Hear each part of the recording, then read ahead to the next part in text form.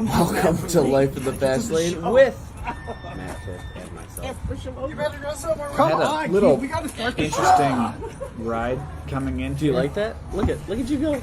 You were late. Yeah, well, there's a gym downstairs, and so then we jackassed it. We did. And decided to put me in a tire, and they were trying to push it, and Keith is rolling for a second on there, and then Tyler has to come. I'm hanging upside down on the top of it for a minute there before Tyler comes and then pushes me, and I'm fully expecting to keep on rolling, but then they stopped me. I wasn't going as fast as Tyler wanted me to go, so we had to. Yeah, it's okay. It was good. It was good. Crystal, Jason, awesome. Thanks for sharing it. Welcome into the chat. They've been in here. They're like a top fan. Some of our top fans. Yeah. No, we appreciate that. Well, today we have a very cool show. This is our last in studio show for a while. Until I come back at sometime in the summer. So, man, you're not coming back till in the summer? It's going to be in the summer sometime. But, as always, the show rolls on, literally, with a tire in this case. Okay. All right. So we're doing that. Yeah. But we are going to have a big show on Thursday as well. NASCAR driver, former NASCAR driver, race car driver, and huge personality, as you all know, Kenny Wallace, going to be joining the show. So I am super pumped for that. I'm excited too, honestly. You guys are in for a treat for that. So I'm very pumped up to see Kenny on our show. So the Herminator going to be joining the Life in the Fast Lane. So that's going to be sweet. Yeah. That is fun. So I didn't, again, I'm new to the NASCAR scene since talking to you and stuff, but then you pulled up some things about him. It's going to be hilarious. Oh, yeah. He's going to be he's a funny guy, but then of course we got to talking about, kind of, who he was, and you gave me a backstory on it. So like the stuff that he does, it was pretty cool. It was pretty cool to hear what he's done, how he's done it, and how he's, continuing to grow his brand, his name, and still do cool things. Well, and that's the cool thing is you always hear once a racer, always a racer. And so for himself and Kenny Schrader, one of his best friends and my mentor growing up, these guys go to dirt tracks across the entire country, and they'll run between 50 and 100 races a year, like literally every other night or every third night. So I'm sure it was a weird year for them last year, not being able to go in and go to the racetrack every single weekend because of COVID. Sure. And so I'm sure they're excited this year to get back on track almost every night. So yeah, that's going to be really neat. But what I did want to talk about is, today I'm here in Northeast Ohio, in, where I grew up, down the street here in Hinckley. And so I wanted to talk to you about something. And, just a little bit of why we always talk about why we're such big Cleveland fans of sports and things like that, right? Sure. But I want to dive in a little bit further into that in general. So I'm from here, but I live in Charlotte, and I live in a town called Huntersville, just outside of Charlotte, just like Elyria. Here is outside of Cleveland. Sure.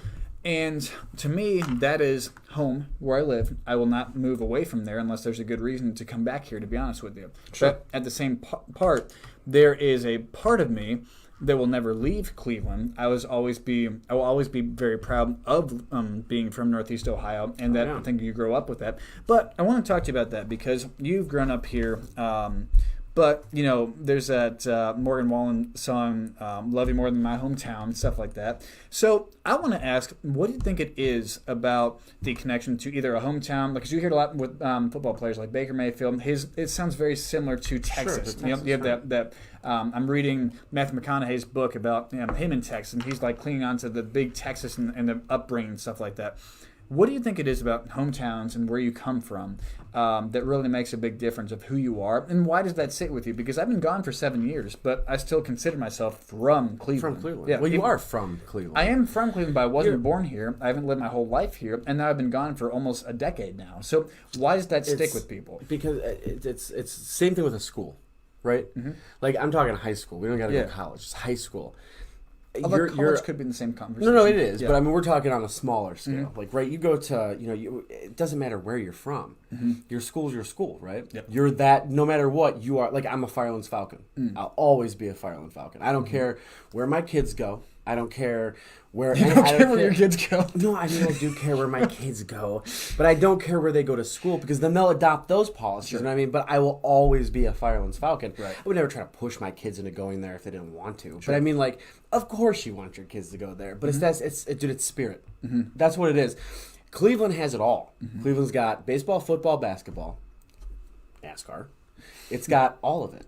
So when you really break it down to Northeast Ohio, because everybody says there's a dot on a map. Here's Cleveland. Yeah, that's not Cleveland. No, Cleveland is Northeast Ohio. Yeah, it's Northeast Ohio. Everybody knows it's Northeast Ohio. But when you have a sense of pride from where you're from, you never lose that. So you know what I mean? I do know what you mean. And what I want to ask about that is there was a study that came out showing that the two most unhappy towns to live in were at the bottom was Detroit. We're always better than Detroit. And second to last was Cleveland. And that shocked me. It really did because there's all these cities. And it's over like 450 some cities. Really? And it shocked me, to be honest with it, because I always felt a big sense of pride. Does the weather suck here? Yes. There's a lot of infrastructure bad here? Yes.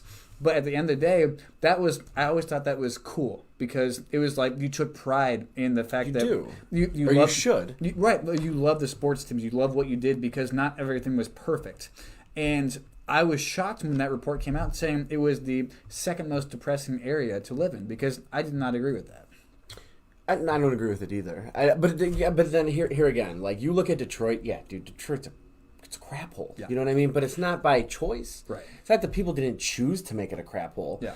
It's just it's not their fault. The manufacturing car, and everything happened. It really isn't because you got to remember back in Detroit was booming. That's where you wanted to be. I mean, if you wanted to be an actor and stuff, you LA always. Yeah, but auto industry and auto execs, Detroit. Still is rapping. Detroit. Yep. Music, rock and roll, Cleveland. Yep. And there's a reason why Detroit and Cleveland are so close. Okay, we hate Michigan State, right? Or U of M. Or U of M, right? We hate them. Yeah. Football team. But let's be honest, without them, without the Joker, there's no Batman. Without Batman, there's no Joker. Yep. And it doesn't matter where you're from. Doesn't matter. You had that sense of pride. So you're always going to want, that to do better than what, whatever they're facing or whatever. But when you look at Cleveland in a sense, is it depressing? No. I don't think so. I mean, Ohio in itself is depressing when the weather sucks. Right, yeah. But that's anyway. California's depressing as crap when the weather sucks. Yeah. We don't have an ocean. Right. Boo-hoo. Did our lake catch on fire? River. I mean, the Cuyahoga River. Yes, it did. But take all that aside. I have never personally been at a loss going, I need to move out of Cleveland. I don't want to be here. I've never said that. Now, joking, yes, you're like, Ohio sucks. Well, that's always a joke, yeah. But let's just be honest. I don't like hurricanes. We don't get them. Right. I don't like tornadoes. Very rarely do we get them. Yeah. Earthquakes, once every 28 years. It's a little rumble. Sure. We don't have that bad of natural disasters. Now, blizzard, yes, sucks. Blizzard of 87, horrible. I wasn't even alive. But it was bad. That's not like that's every year. But no, it's not. So when you have a sense of pride of where you come from, you want to make it better around you. Yeah. Right? If I have a house, I'm proud of my house, right? I want my yard to look good. But then you take it a step further, I want my kids to be in a nice neighborhood. Now I care about what's going on in that neighborhood. That's what we need to get back to. So when they say, Cleveland's a depressing place to live, it is not a depressing place to live. It's about your mind frame. Well, what I find very interesting about that and why I brought it up is because you and I were talking about Drew Carey a little bit earlier on. Obviously, big Cleveland guy. Huge Cleveland guy. Then you talked about guys like Machine Gun Kelly. Huge Cleveland guy. You have people, what's his name? He used to be the talk show host. Big Chuck, Lil John. Those guys are all from Cleveland. What talk show? So with an A. I'm losing the name. The guy from WMS that passed away? No, but I'll remember his name later on. But point being, so like even LeBron, I know you don't love him, but like kid from Akron, right? Still gave back to this community. Correct. It's very interesting to me because there is I don't want to say a cult, but it's kind of like a cult to be honest with you, with celebrities that are from Cleveland. Halle Berry. Yeah. I mean, there's another one that's from Cleveland, and you got to remember, dude, Cleveland has a lot. Sorry, Arsenio Hall. That's what his name. He's from Cleveland. He is. I didn't know that. Yeah, no, he's very big. And when he was on The Apprentice, when he was doing Coming to America. So he always talks about Cleveland.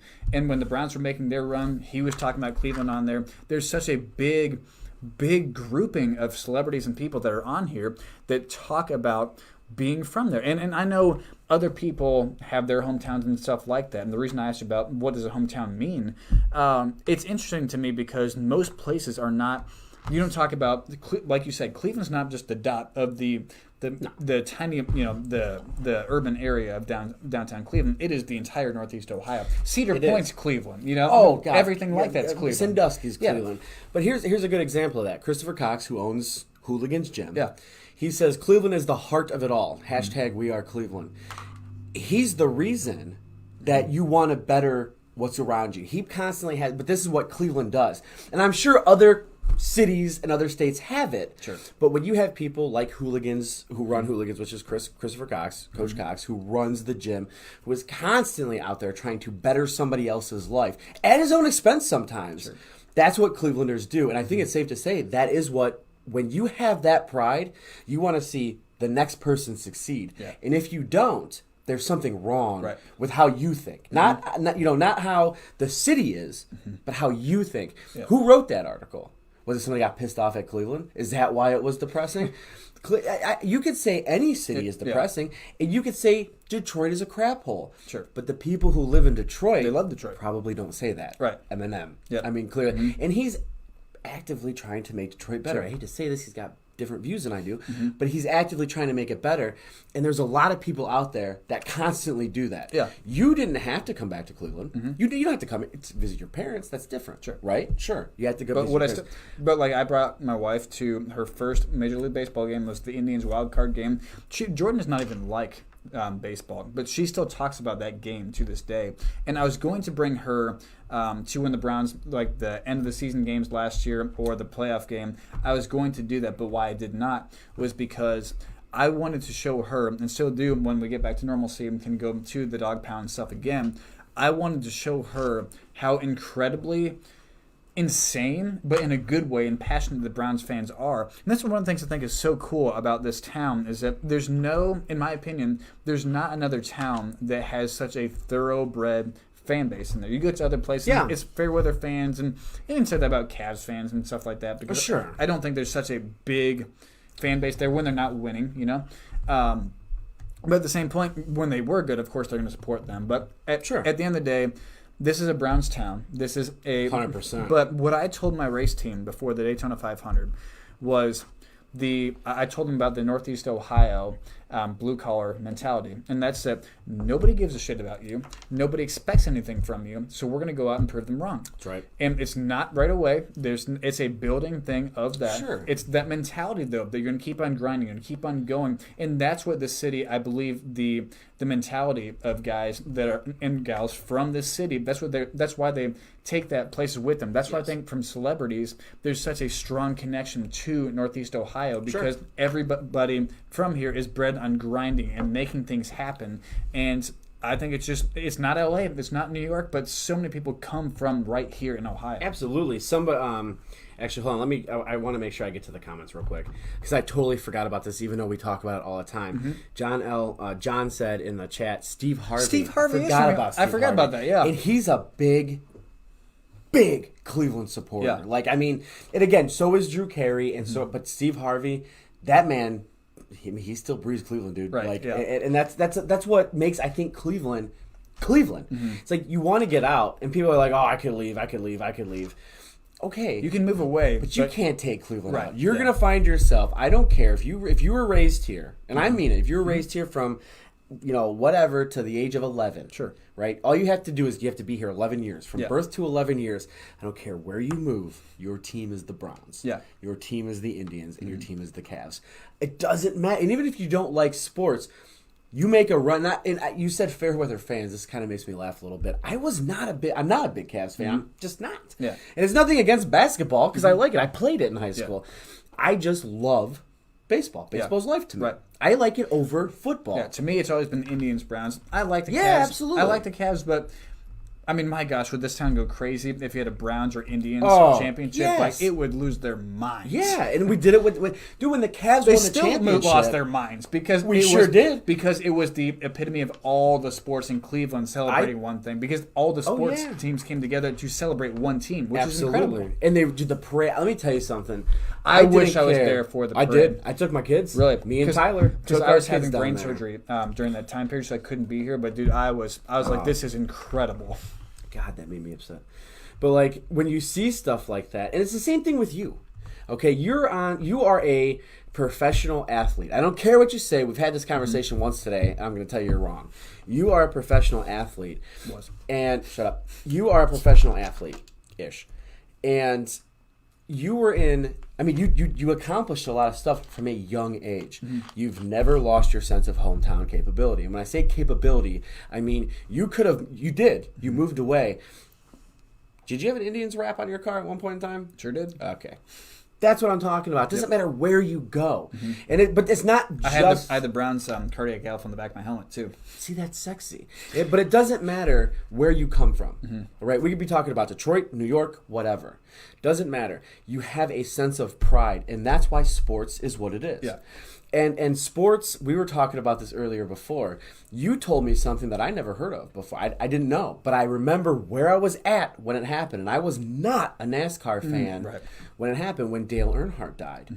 You told me a story that I was like, kind of gave me chills a little bit, honestly. Yeah. I was like, damn, did that, and I'm like, wow, that happened. And what we're talking about, there's a picture when they're driving Dale's hauler back from Daytona to Charlotte, and it is something that is so moving. It's his hauler, and it is a line of miles of cars behind that hauler. Not one car would pass that hauler. See, that just gives you chills, okay? But that's what sports does. People, and it's the same thing with Coach Cox. I just call him Coach, so I'm just going to call him Coach now. But Coach, he's into combat sports. That's what he does. He trains. He doesn't train fighters. He molds champions is what he does. And when you have somebody like that is out there to make you a better person, okay, that's what a coach does. Anybody that says sports doesn't matter, I disagree. So do I. They're like, oh, you need to focus on this and not sports and not sports. Sports teach you lesson. It teaches you that pride. It teaches you, all right, I'm playing for my school. Yeah, I'm gonna win. I want my school to be at the forefront. But then it teaches you other life lessons. It's camaraderie. It's teamwork. It's goal setting. It's dealing with adversity. It's stress. It's stress management. It's time management. There's so many things to go into. Not to say that you have to watch sports to have those attributes, but I mean that's definitely such a big part of it. I think that's so true about what you say about that here, and I think the reason I wanted to touch on was because I am from here. Like I said, I moved to Charlotte to go chase the dream of being involved in NASCAR, and I've been able to accomplish that. It's been incredible, but the Cleveland part inside of me will never go away. That's something that I'll remember for as long as I keep on going. And we were talking about earlier today.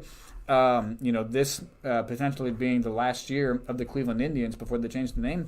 We're talking about going to the last Indians game because this is what we grew up with. This is what we, knew of the Indians. And we know there's a name change coming and things going on like that. We do. But the reason I would go to the last game at Jacobs Field as the Cleveland Indians is going to be such a bittersweet game because it's what we grew up with.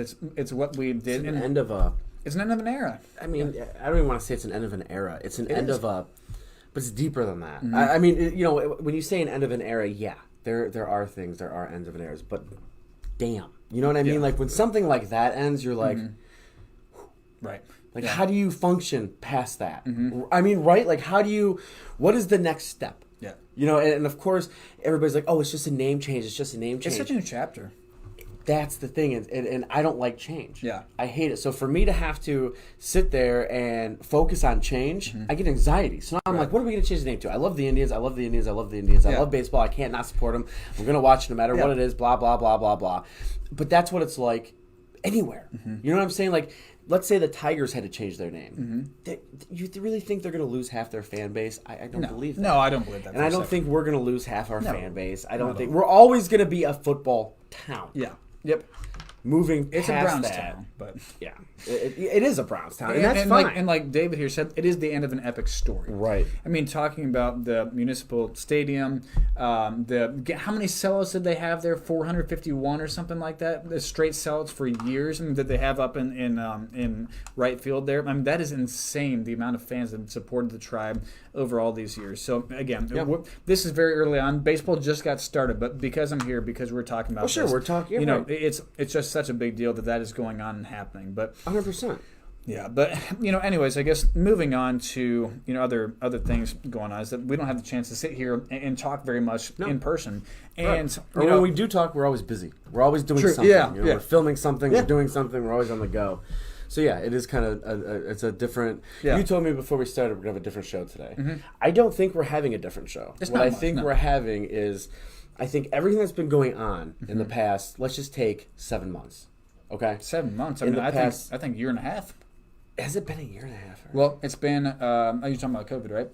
No, I'm talking about us. I'm talking about everything we've done. Well, that plus the COVID stuff, then plus me ending being a race car driver. The last year and a half has been absolutely insane. Yeah.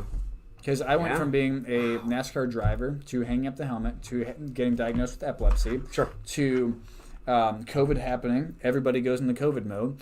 And then we go into, basically, I'm looking for what to do. I happen to do this acting class deal or whatever.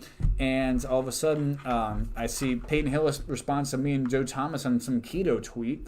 And here we go. And so we're here today. So it's crazy. You never know where life takes you. But I think that's one of the biggest things has been, there's the sicknesses and there's the things that have happened. But I think in life, you take things that are adverse, you make the best out of them. I've always tried to do that, and I think the whole pandemic has been for many people that have not, have been sick and have not lost their jobs and stuff like that. I think a lot of things in life are a mentality, and that's that if you're going to push through and make things happen, you can make things happen in a very bright way. You will get dealt a bad card from here and there. You definitely will. That's going to happen. Yeah, I've been dealt crappy cards in my life. I mean, period. That's just going to happen. Right. But at the same time, I think it's if we can all make it out of this together and be on the other side of this, from what we've done here at Cam Voice, doing this podcast now, what we're expanding to do here across all of Northeast Ohio and productions here, what I'm doing with the race team, everything there. There's so much that comes out of that, and even for me. I've talked about this some, but to be honest with you, it's something I haven't talked about a ton. But myself understanding of what anxiety is, that was a big thing for me. Because I know, you and I have talked about it a little bit, but I honestly thought that was a load of crap. I thought it was completely made up. I got nervous. Did you really? I did. And I'm ashamed to say it now. But why? Because I shouldn't say I'm ashamed to say it. I feel like an ass for thinking that before. Because when I was racing, I would get stressed. Sure. I would get nervous. I would get butterflies. When people would come to me and say that they were anxious, I would say that is a crock of shit. And I would think that they were just being weak. Sure. And I have to tell you, after I had, not my first seizure, but my second one, something happened to where my mental capacity just changed in there to where I fought extreme anxiety. I could not leave my house. I had multiple panic attacks a day. Sure. I had never been to a therapist before. I'd been to a sports psychologist for but never racing. but never exactly. Never something in depth. Yeah, exactly. Yeah. So I had done these things, but I never understood what that was. Sure. And for me, that was the biggest growth thing ever because, to be honest with you, I talked so much before about the brain tumor stuff. And people, I came back from that and people were like, oh, that's incredible, you did this. This anxiety deal, I'm not even talking about epilepsy. Anxiety to me was 50 times harder than coming back from a brain tumor. The only thing is, let's go ahead and get this out in the open now. Mm-hmm. Okay? Mental health, period, is a serious thing. Guys are not supposed to talk about this. Exactly. Right? We're not supposed to talk about that. Let's just take, for instance, we're not going to get into details with what just happened, but I was so pissed off 30 minutes ago. Sure. Okay, we're not going to talk about why, but I was so pissed off 30 minutes ago. And the first thing you did was you went outside, you grabbed my phone, you said, let's go for a walk. There's a reason why that happened. And then we chat. Nobody was mad at him, just so everybody knows. This was not a me and him issue. This was a me and somebody else issue. But the whole point of that is everybody has a story, right?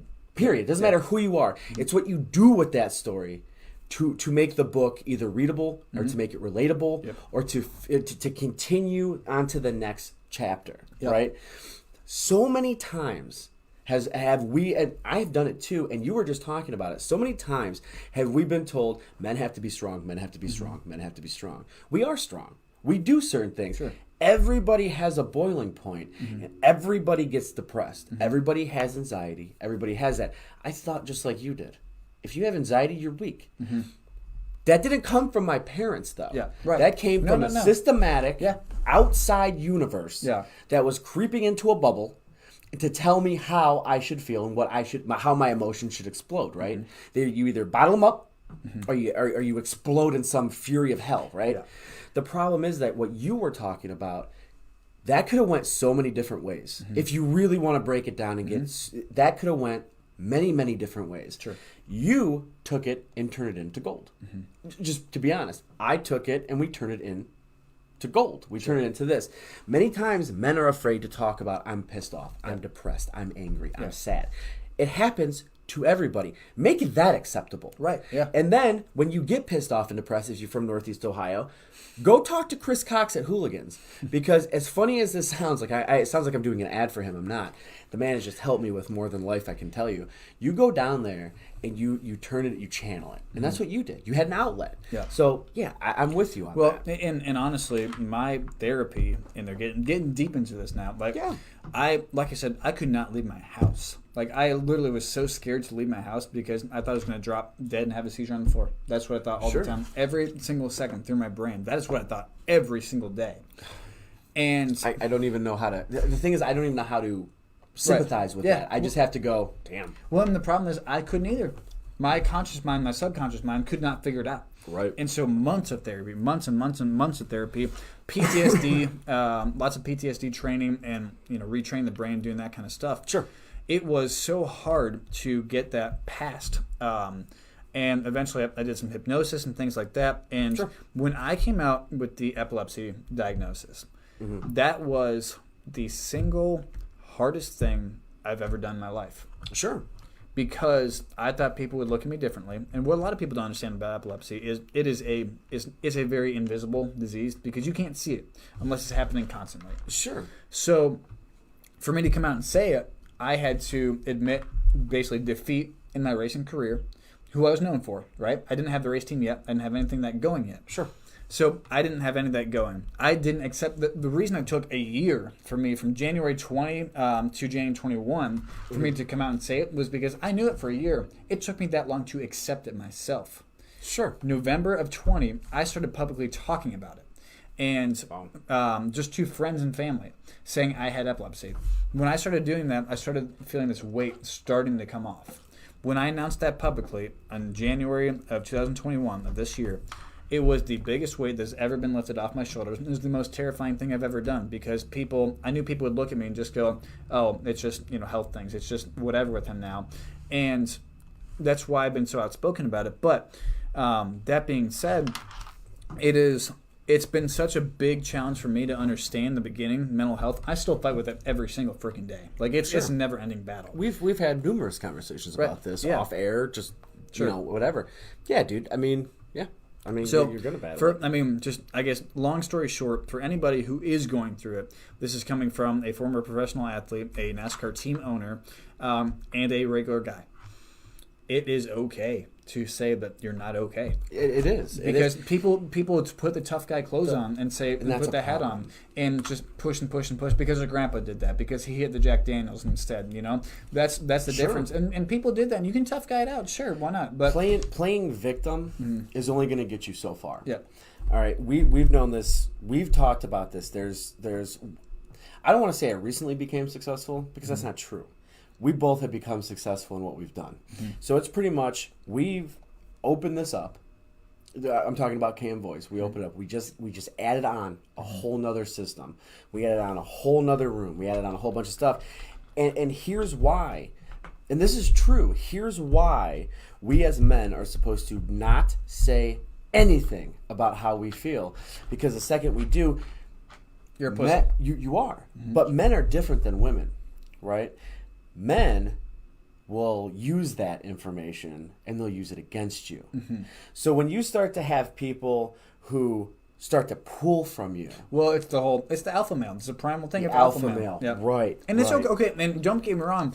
It is okay to be an alpha male. It is okay to go out and be a go-getter. But where things are changing, though, is being able to talk about your not being okay. Because guess what? It takes one badass of a guy to go out there and say, I'm not okay. Because do you know how much pride you have to shove down to go say that? That is a shit ton of pride it takes to go shovel that down 100%. And say, I'm not okay. That is the most alpha male thing you can do. Absolutely. I do got to give a shout out though to Greg Biggs. I'm going to read his comment out. I'm going to tell you why. Greg Biggs just put, I can relate, guys. I've been diagnosed with anxiety and PTSD and found that boxing and MMA helps tremendously. Hooligans, go figure. Hooligans, boxing, and MMA is, damn it, coach. Hooligans, boxing, and MMA is where it's at. And he says, keep up the good work. Well, I know Greg Biggs personally. I grew up with him in Amherst. And let me tell you something. He was a good friend to me when I was growing up.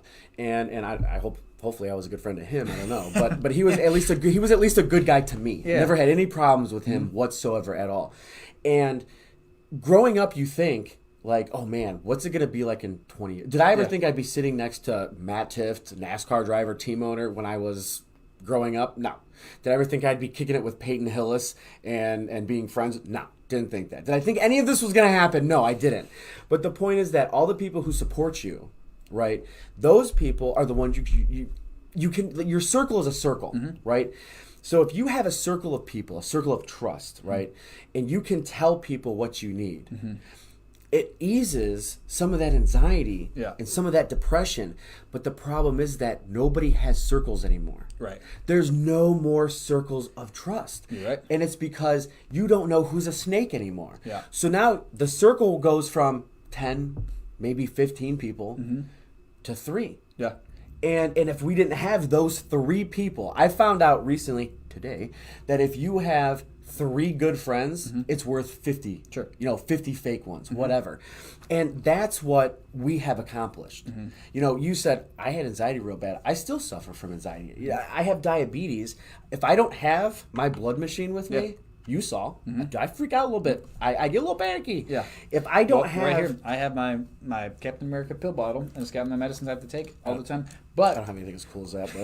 But thank you to Jordan. She got me that. It's pretty cool. But having this in my pocket gives me that sense of control. It helps me get through the day knowing that I have to take my medication regularly, but it helps me know that things are going to be all right. Sure, absolutely. And that's the thing is, but when you have someone you can bounce back and rely on and talk to, but talk to real. Yeah. You know what I'm saying? You have a better chance. And I'm going to say this this is probably the most true thing I've ever said. You have a better chance at survival.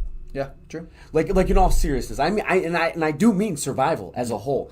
Do you have any idea how many times you sit there and you're like, does it matter if I wake up tomorrow? When you start having those thoughts and you don't have anybody to rely on, sure, go get help, go talk to somebody. Right. It's still going to be difficult when you feel alone all the time. Of course. Well, and this is going to be an oxymoron for a second here, but I saw on TikTok a video of high school students from the 80s. And what was really cool about it, because I feel like I was the last group of people to get through high school without constantly being on their phones. Sure.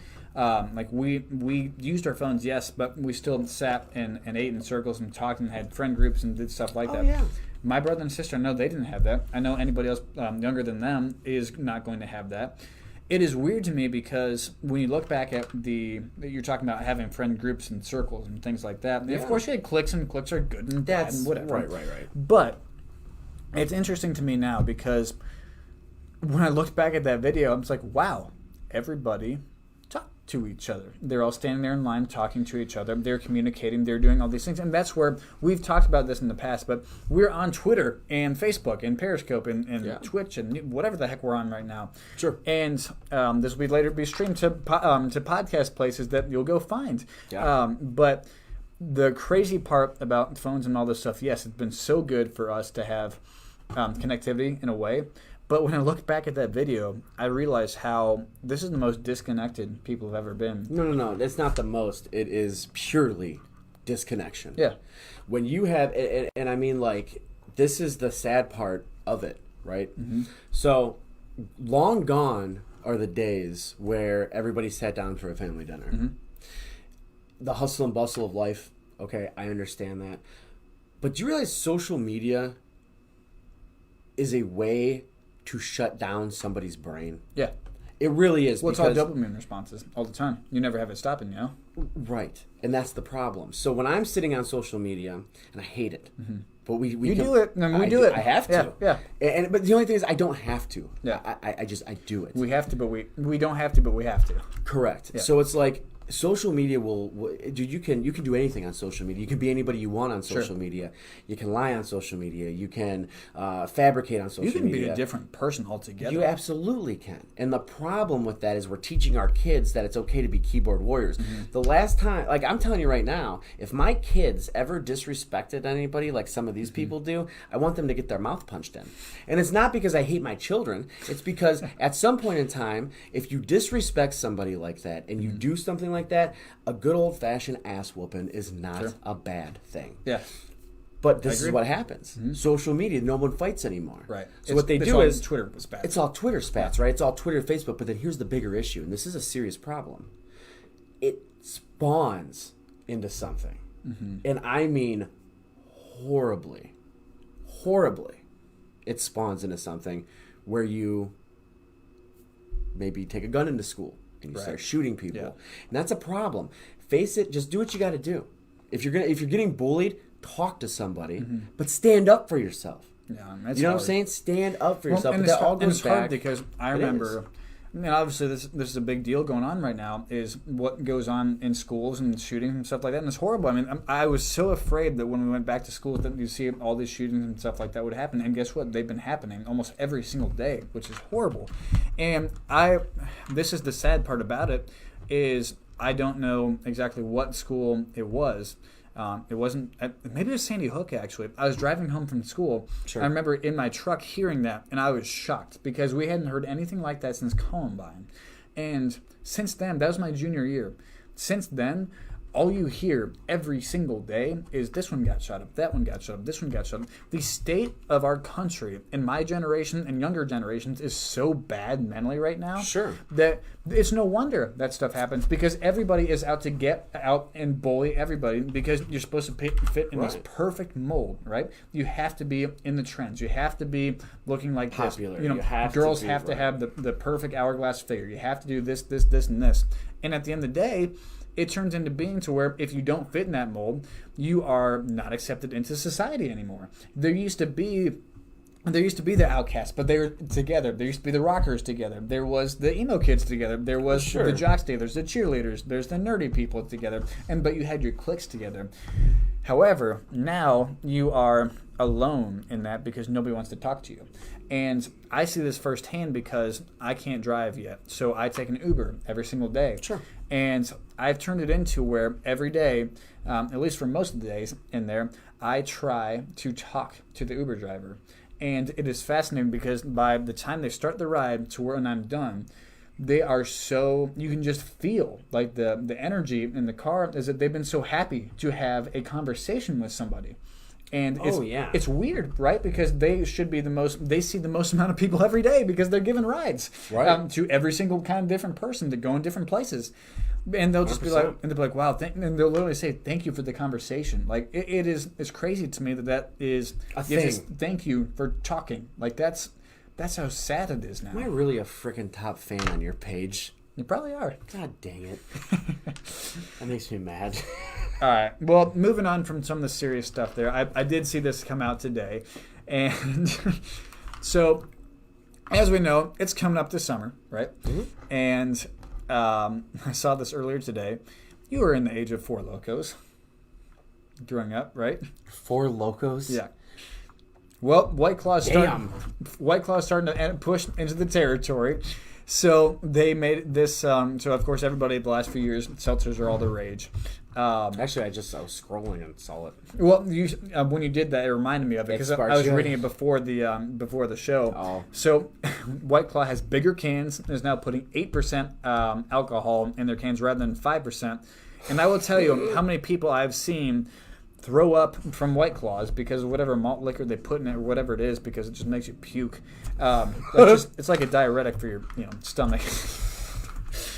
And it's just funny to me because we're going into the summer now, the first summer where people can do stuff, and it is the most dangerous thing you just put on the market. I was going to say, we're going to be everybody's going to be crunked off of White Claw. It is going to be bad, man. I even like White Claw. Do you like White Claw? I don't like White Claws. I don't like Trulies. I like the Truly lemonades. That's what I like. Is that what we had at that's the what I gave movie you a premiere? sip of, yes. The movie premiere. Not the movie premiere, but the rap party. The rap party. Because it tastes like a Mike's Hard Lemonade with all the sugar.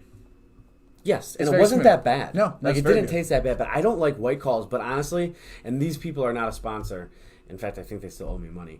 But the Unplugged Brewery in Elyria has a seltzer. Was that how you seltzer? Seltzer. Sorry, I think I said seltzer. A seltzer. Seltzer. Right, a seltzer that actually is super good. Really? Like, dude, it's actually delicious. I hate to say it. Yeah. It does have a lot of sugar in it, though.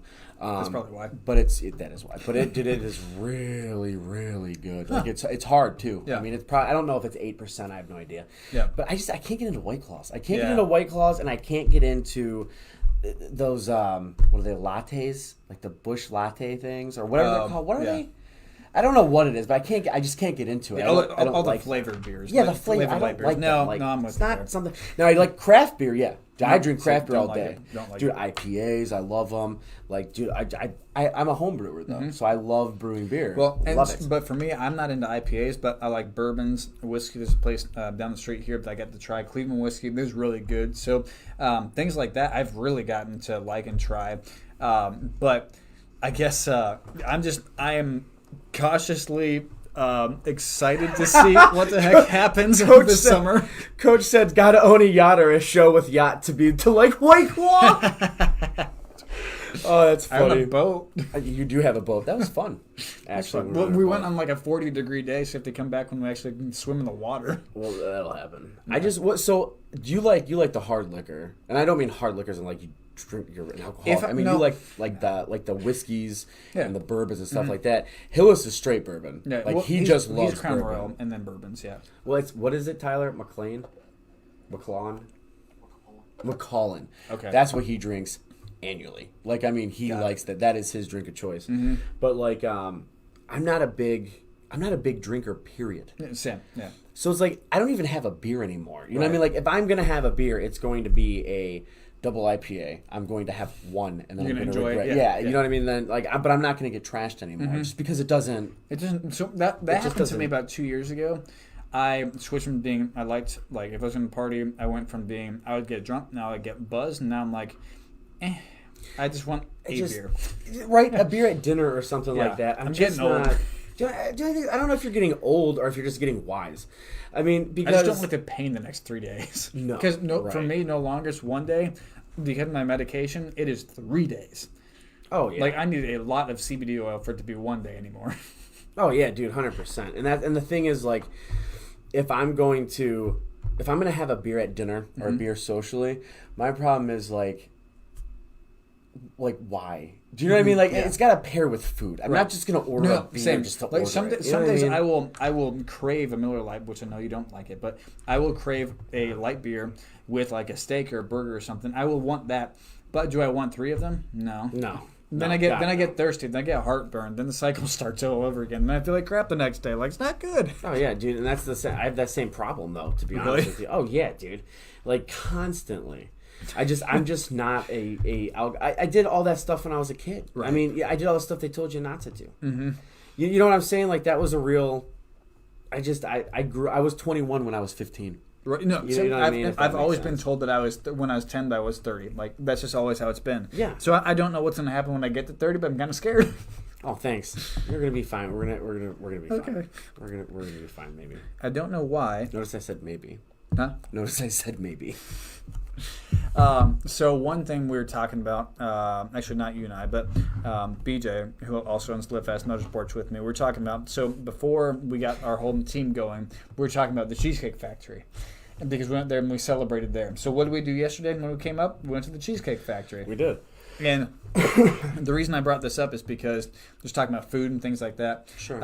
I was telling you last night here, so I loved the Cheesecake Factory, one, because it's delicious for all the food, and they're not sponsored, but if they want to be, hit us up. Hit us up. I like that segue. Good segue. Thank you.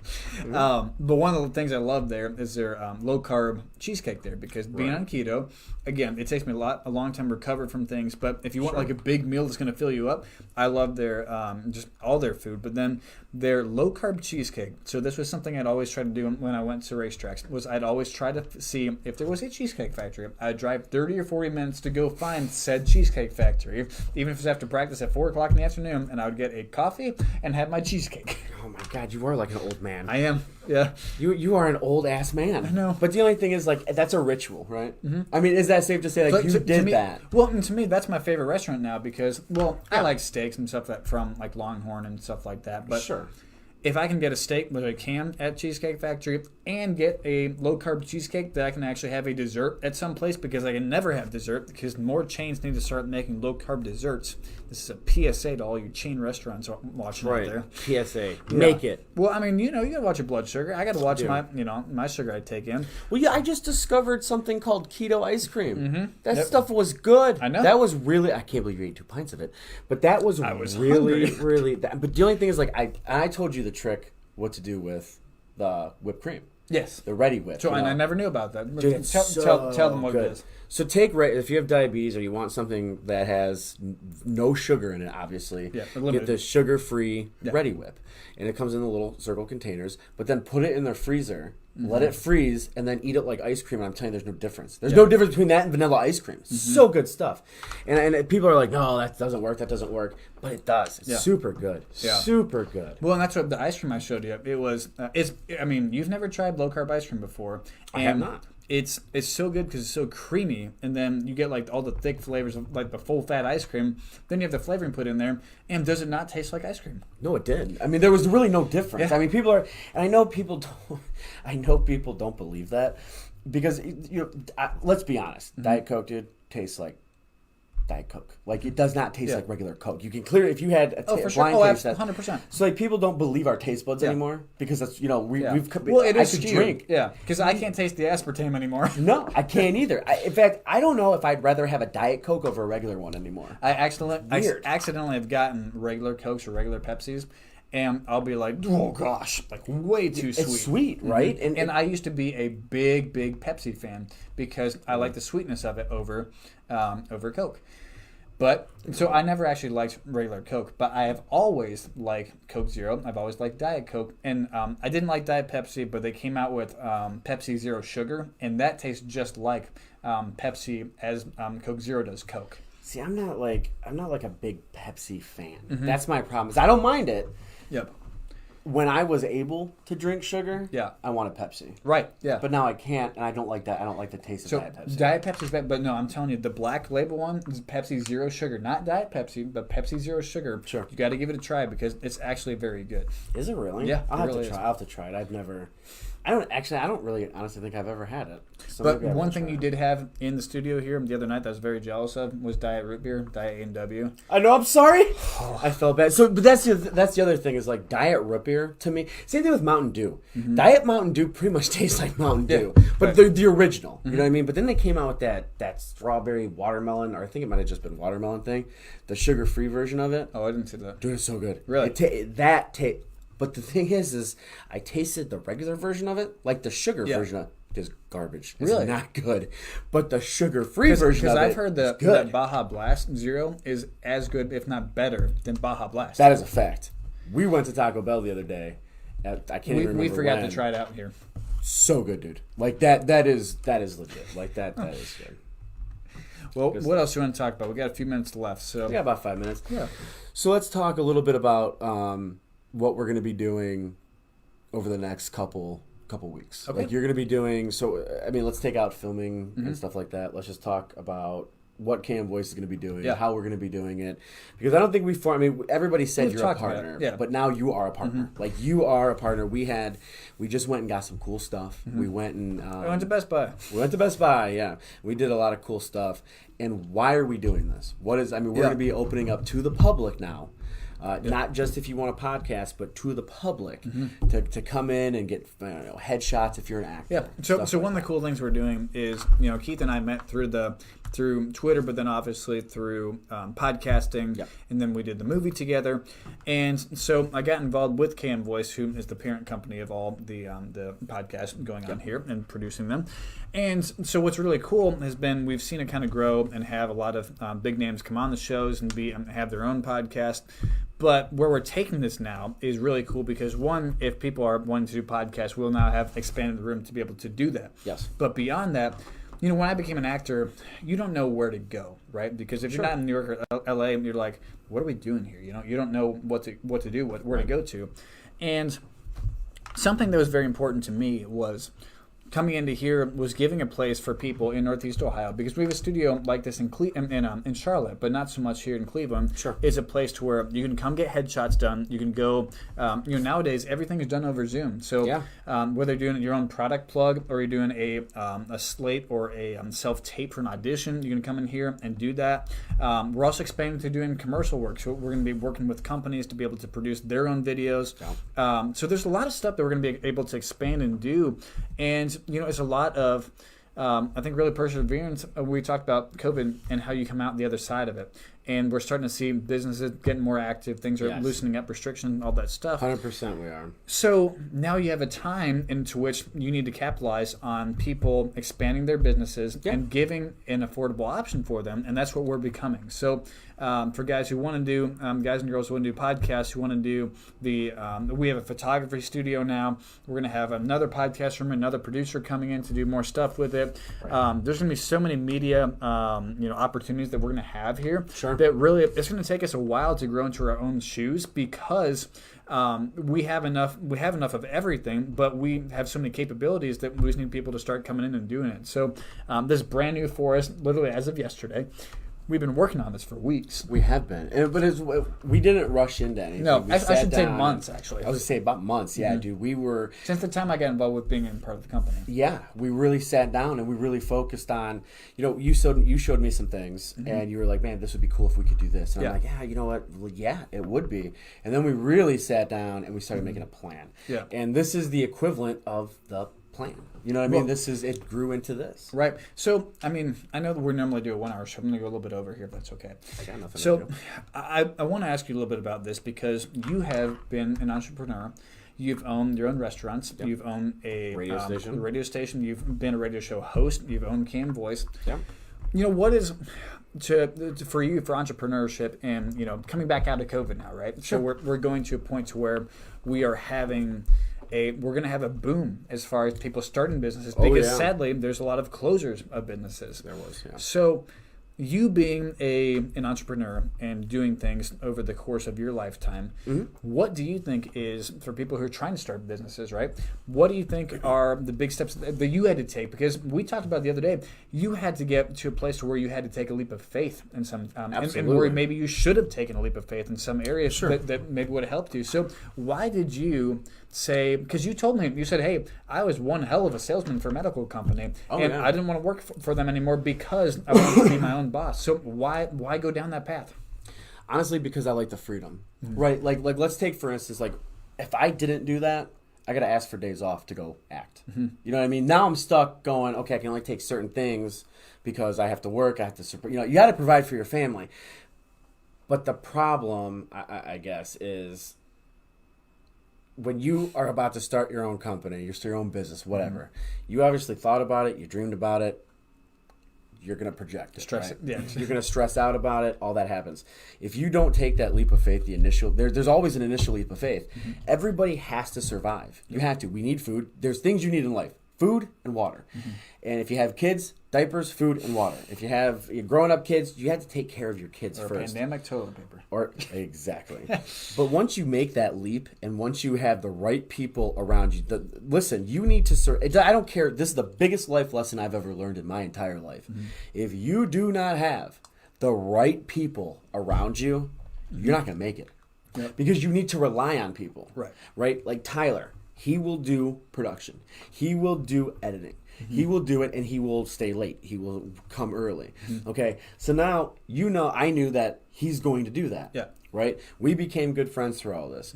Now I knew I needed a partner who was going to be able to take it to the next level. I had to make that leap. But before I made that leap, I didn't have a safety net, right? But then I found a safety net. Coach was my safety net. Not because he was giving me money or stuff like that, but because he allowed me to do something that allowed me to grow. Yeah. And I took that leap of faith, and a lot of it has to do with talking to him. Like, I made that leap. I didn't want to do anything. We talked for hours that one day. I'm like, dude, I don't know. I don't feel comfortable. I don't feel comfortable. I don't feel comfortable. And you're like, no, shut up. My dad, no, shut up. You need to sit down, and we need to put it on paper. Yeah. And we did. And once I realized that this is what I want to do, I don't care what failure is not an option. Sure. This is what we want to do. We make it work, or we adapt to make it work.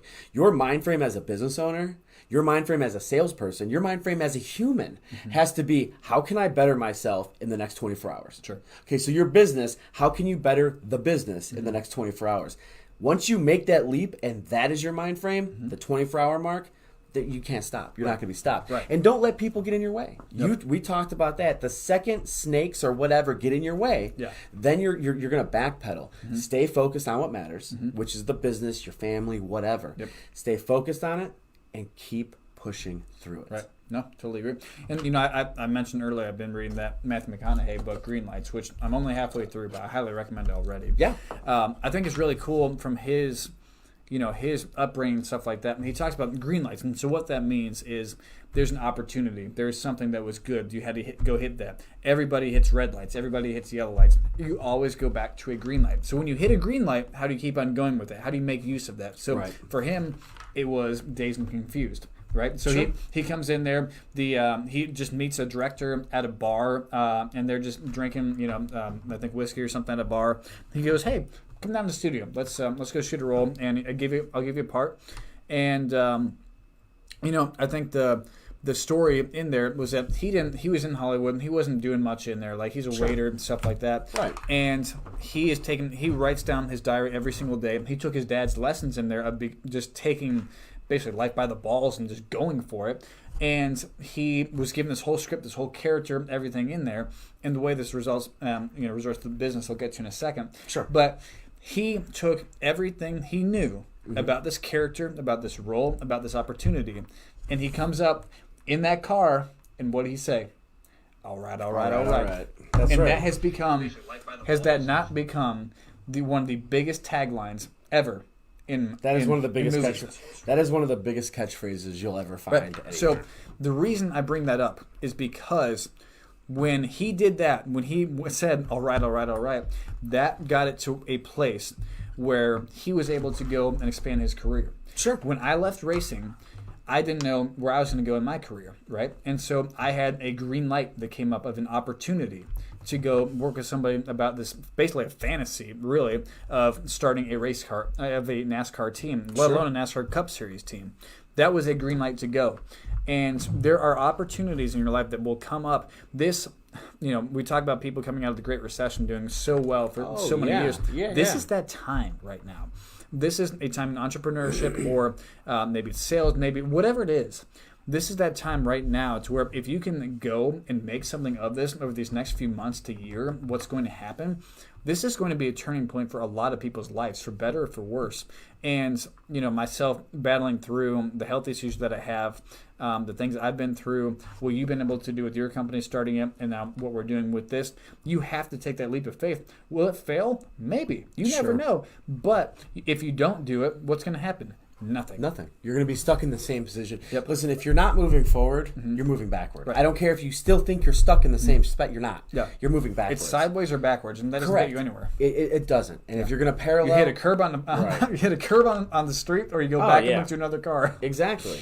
And I think that's what we've done. And there's a lot of people that don't understand that, and they hate it. And then they, you know what I'm saying, like.